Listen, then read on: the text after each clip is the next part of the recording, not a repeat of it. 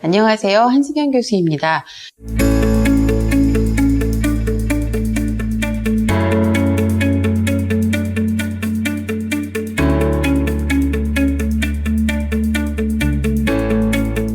이번에는 여러분들의 성공적인 대학 생활을 위해서 몇 가지 학습 전략을 소개를 해드리려고 합니다. 자, 우리가 공부를 한다고 했을 때 어떻게 하는 것이 가장 좋은 방법일까요? 그냥 열심히? 그쵸. 열심히 하고 성실하게 공부하는 것도 굉장히 중요하지만 그보다는 좀 더 전략적으로 접근해야 효과적이고 효율적으로 수업을 수강하고 또 여러 가지 학습 경험을 하실 수가 있습니다. 오늘은 그래서 여러분들에게 4가지 중요한 학습 전략을 소개해 드리려고 하고요. 여러분들 어떻게 적용하면 좋을지 지금부터 저와 함께 살펴보시겠습니다. 첫 번째 학습 전략은 나만의 시간표를 만들고 지키기입니다. 우리는 일반 다른 대학과는 달리 수업을 수강하는 시간이 모두 개인의 일정에 따라서 다르게 됩니다. 여러분들 중에는 새벽에 수업을 듣게 되는 경우도 있고 아니면 출퇴근하는 동안에 통근 시간에 듣기도 하고 아니면 퇴근하고 나서 아주 늦은 시간에 혹은 여러분들이 주말에 좀 더 여유가 있을 때 수업을 많이 듣게 되기도 하고 혹은 일과 중에 자투리 시간들을 이용해서 수업을 듣게 되기도 합니다. 언제 수업을 듣는 것이 가장 좋다라는 정답은 없고요. 여러분들이 스스로 지키기에 가장 좋은 시간, 그런 시간대, 그리고 실제로 여러분들이 수업을 좀 효과적으로 들을 수 있는 그런 시간을 선정해서 지키는 것이 중요할 텐데요. 예를 들면 여러분들 만약에 한 5과목 정도 수강한다고 가정을 하고 우리가 한 차시를 수강하는 데는 보통 한 1시간 반 정도, 최소한 75분 정도는 걸린다고 가정할 수 있습니다. 그럼 여러분들 일주일 동안 적어도 7시간 30분 정도는 수업을 수강하셔야 된다는 대강의 계산이 나올 텐데요. 자, 그럼 이제 여러분들의 일과표나 업무 시간표를 한번 꺼내 보시죠. 그럼 내가 월요일은 좀 차가 막힐까봐 새벽에 일찍 출근하는 편입니다.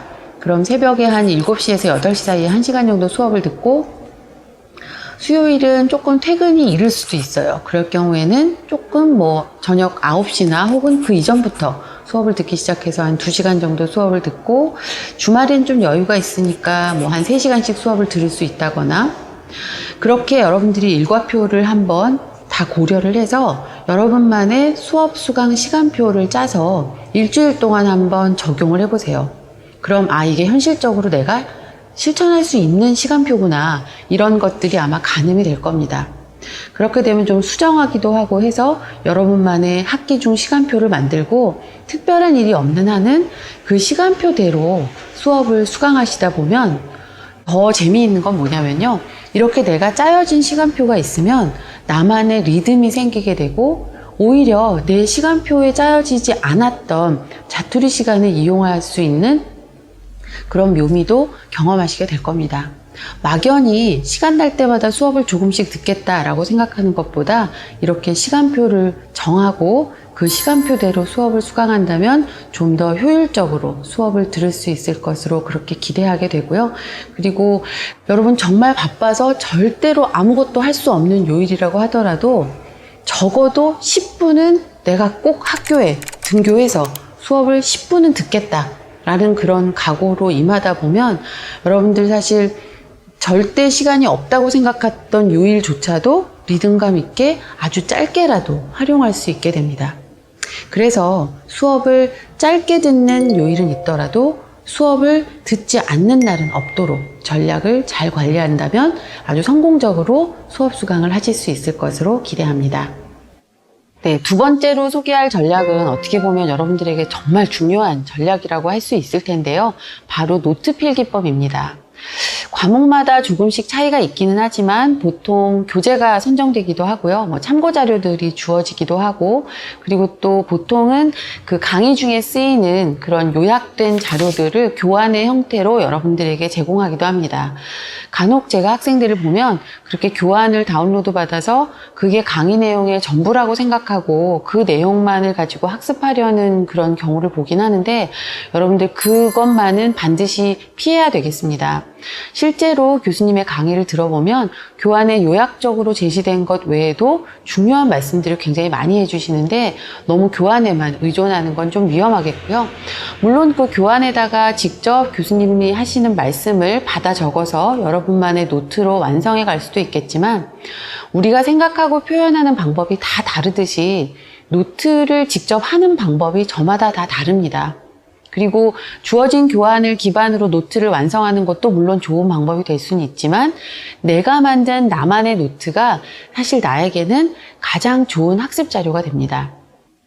여러분들에게 소개하고자 하는 것은 코넬 대학교식 노트 필기법인데요. 코넬 대학교에서 개발돼서 지금은 전 세계적으로 쓰이고 있는 그런 방법입니다.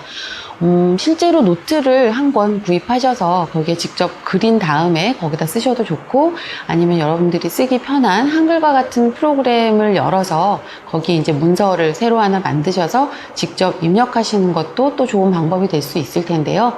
먼저 이 코넬 대학교식 노트 필기는 4가지 구역으로 나누어서 쓰게 됩니다. 화면에 보시는 것처럼 주제나 차시명을 쓰는 영역이 있고 여러분들이 직접 필기를 하는 영역이 있을 거고요. 그 구역이 가장 넓어야 되겠죠. 그리고 한쪽에는 키워드나 궁금한 것을 적는 영역을 만들고 그리고 마지막으로 요약하는 부분 이렇게 4가지 구역으로 나누어서 필기를 하게 되는데요.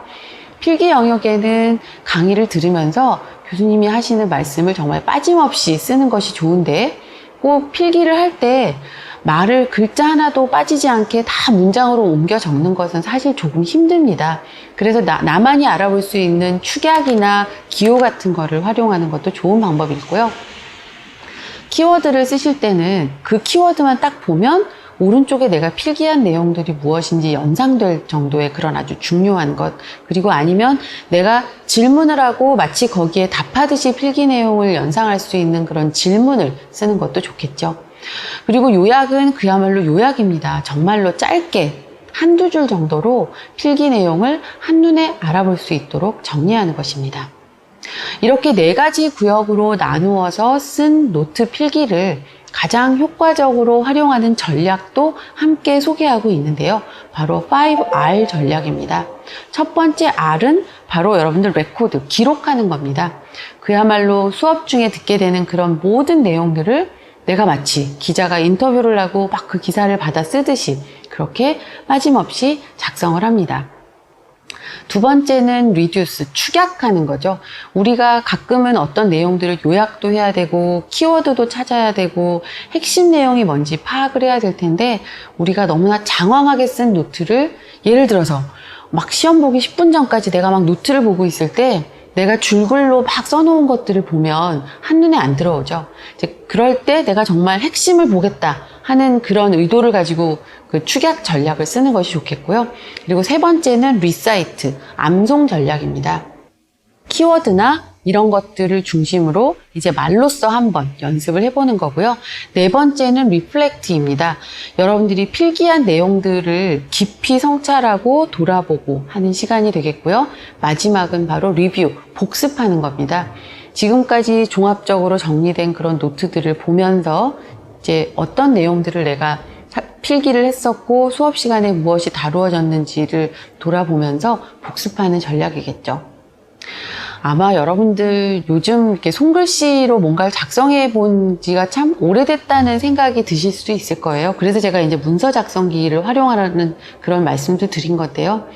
이 노트를 하는 것이 사실 때로는 좀 귀찮게 여겨지기도 하고 여러분들 아마 어디 발표장이나 강연을 들을 때도 저 파워포인트 자료 그냥 나를 주면 내가 나중에 쓸 필요도 없이 저것만 보면 생각이 날 텐데 라는 기대를 가지고 내가 쓰기보다는 누군가 만든 자료를 받고 싶은 그런 욕구들이 요즘은 좀 있는 것 같아요. 근데 실제로 내가 만든 노트나 내가 직접 작성한 것처럼 나에게 효과적인 것은 없다는 것. 그래서 저는 여러분들 좀 번거롭더라도 특히나 이론 중심의 과목이나 개론 과목인 경우에는 반드시 이 노트 필기법을 한번 적용해 보셨으면 좋겠고요. 네, 세 번째 학습 전략은 바로 나만의 용어 사전 만들기입니다. 특히 이것은 전공 과목에 적용을 해본다면 학기가 누적될수록 더 큰 효과를 볼 수 있는 것인데요. 시작은 아주 간단합니다. 차시별로 한 3개 혹은 좀 욕심을 내면 5개 정도의 주요 용어를 선정을 하고 그 용어가 무엇을 의미하는지 아주 간단하게 한 줄, 길어야 2줄 정도로 정의를 쓰는 것입니다. 그렇게 명료하게 정리하기 어려운 점들을 내가 미리 정리를 해놓으면 시험에도 잘 활용할 수 있을 뿐만 아니라 내 전공에 대한 지식들을 차곡차곡 쌓는 데도 도움이 될 겁니다. 예를 들어보면 저의 전공은 교육공학인데요. 교육공학에서 만약에 교육이 가장 중요한 용어라고 제가 생각해서 교육이란 바람직한 인간 행동의 변화이다. 이렇게 짧게 정의를 하는 겁니다. 그리고 이렇게 용어사전을 만드는 게 용어사전을 위해서 시작한 일이지만 내가 주요 내용을 파악하거나 그리고 핵심적인 내용을 명료하게 정리할 수 있는 능력도 함께 길러지기 때문에 나만의 용어사전도 과목별로 특히 적절한 개념을 다루는 과목이라든가 이론이라든가 중요한 그런 어떤 전공과 관련된 핵심 사항들이 많이 제시되는 그런 과목이라면 꼭 한번 적용해 보시기를 권합니다. 네 번째 학습 전략은 바로 시험 문제 만들어 보기입니다. 시험이라는 말을 들으니까 벌써 막 스트레스가 쌓이는 분들도 있으실 것 같은데요. 시험 문제를 만드는 거는 물론 쉬운 일은 아닙니다. 그러나 내가 직접 시험 문제를 만들어 보면 오히려 수업에서 정말 중요한 것이 무엇인지 파악할 수 있기 때문에 도움이 되는데요. 여러분들 이제 중간고사나 기말고사의 형태로 보통 모든 과목들이 평가를 시행하게 되고요. 과제가 주어지는 경우도 있고 시험을 직접 보게 되는 그런 경우도 있는데 지금 이 시험 문제 만들어 보기는 실시간으로 보게 되는 그런 시험에 초점이 맞추어진 그런 활동이라고 할 수 있겠습니다. 여러분들 보면은 보통은 교재를 펼쳐놓고 시험 기간이 되면 그냥 처음부터 막 외우면서 공부를 하는 그런 경향들을 많이 띠게 됩니다. 근데 암기가 능사가 아닐 뿐만 아니라 여러분들 처음부터 교재를 펼쳐놓고 쭉 읽으면서 외우다 보면 사실 뒷부분으로 갈수록 집중력도 떨어지고 앞에서 뭘 봤는지도 모르겠고 좀 이제 이런 여러 가지 한계에 부딪히게 되는데요. 내가 교수님이라면 이번 시험에 무슨 문제를 낼까라는 관점으로 접근을 해서 내가 시험 문제를 내보면 그 똑같은 교재를 볼 때에도 나의 관점과 여러 가지 태도가 달라지게 됩니다. 나라면 이런 시험 문제를 내겠다라는 취지로 접근을 해서 보면 교재의 내용도 달라 보이고 그리고 또 정말 이 내용이 이 차시와 이 주제에서는 핵심이구나 하는 것들을 파악하는 능력도 생기게 됩니다. 혼자서 시험 문제를 출제하는 것이 좀 어렵다면 학우들하고 함께 나누어서 문제를 내보고 서로 출제를 해보는 것도 도움이 될 것이라고 생각이 됩니다. 시험이라고 생각하면 사실 좀 누구나 거부감을 가지고 스트레스가 쌓이기 마련인데요. 시험은 또 그 나름대로의 가치가 있고 의미가 있는 학습 활동인 것만은 분명합니다. 이번 학기에 의도했던 아니면 이번 차시에 의도했던 그런 내용들을 내가 잘 학습했는지 점검을 해보고 또 부족한 부분이 있다면 무엇을 채워가야 하는지를 알려주는 그런 중요한 활동이라고 할 수가 있겠고요.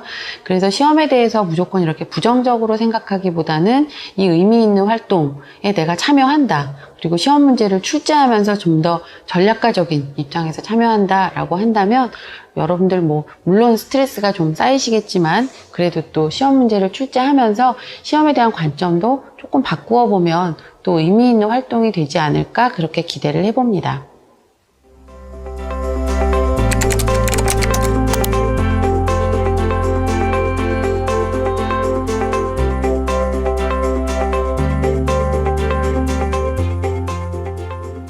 지금까지 4가지 학습 전략을 소개해 드렸는데요. 중요한 것은 어느 하나의 정답만 있다거나 이 중에 가장 좋은 전략이 있다거나 한 것은 아니라는 것입니다. 학습 전략이라는 것은 과목의 특성에도 맞아야 하고 여러분 자신의 특성에도 맞아야 합니다. 우리가 첫 학기 처음 적용한 과목부터 성공하지 못하고 때로는 시행착오를 거듭하게 될 수도 있는데요. 천리길도 한 걸음부터라는 말이 있는 것처럼 여러분들이 이번 학기부터 하나씩 적용을 해보고 또 자신만의 노하우를 쌓아간다면 이제는 남에게 전수를 해줄 수 있을 만큼 그런 대단한 학습 전략가들이 되어 있기를 기대해 보고요. 여러분들의 성공적인 학습 경험을 응원하고 있겠습니다. 수고하셨습니다.